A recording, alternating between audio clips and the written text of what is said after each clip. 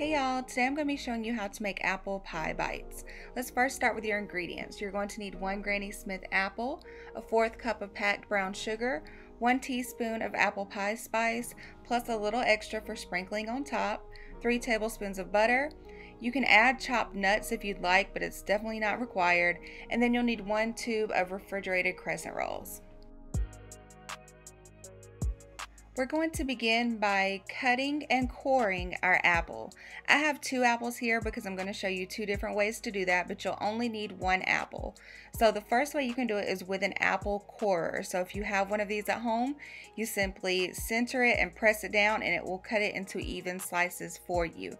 However, if you don't have one of these at home, you can use a chef's knife and just cut around the core and then slice those into pieces as well. And make sure you remove any seeds from the apple pieces.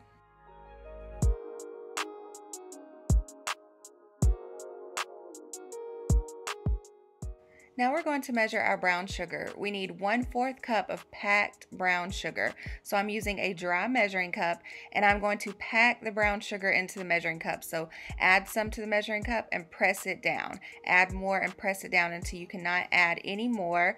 And that point it is packed. To check if it's packed, when you add it to your bowl, it should keep it shaped just like a sandcastle. Now we're going to add 1 teaspoon of apple pie spice to this brown sugar, and then we're going to mix it well.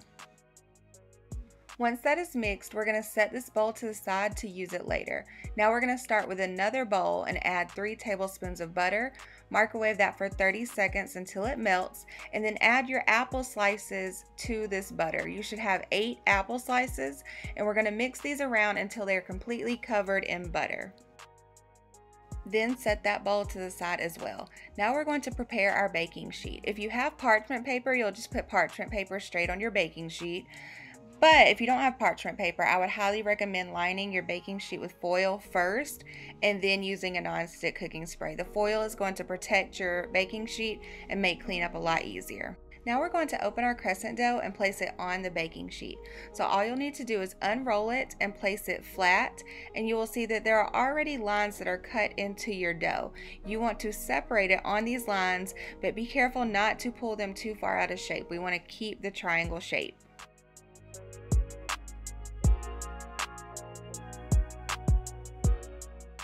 Now we're going to take those triangle shapes and lay them all flat on our pan.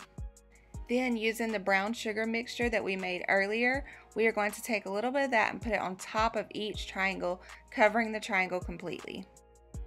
Now at this point, if you want to add the chopped pecans to your rolls or any other type of nuts you can, you will just sprinkle them at the larger side of the triangle. I'm just going to do it on a few here so you can see the difference.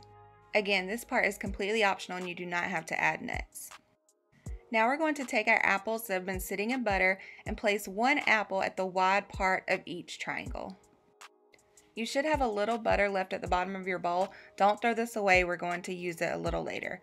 Now we're going to roll up each apple pie bite. So I'm going to take the larger side where the apple is and just roll it towards the smaller end of the dough.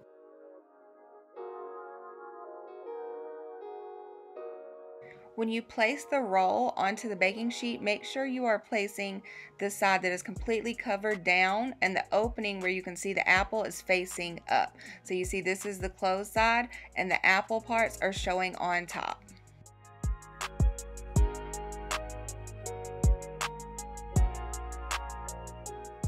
Now I'm going to take that leftover butter and a pastry brush and brush the butter on top of each roll.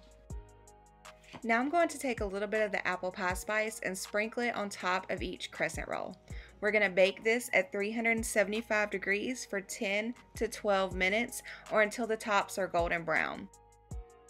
And this is our final product. I hope you guys enjoy your apple pie bites.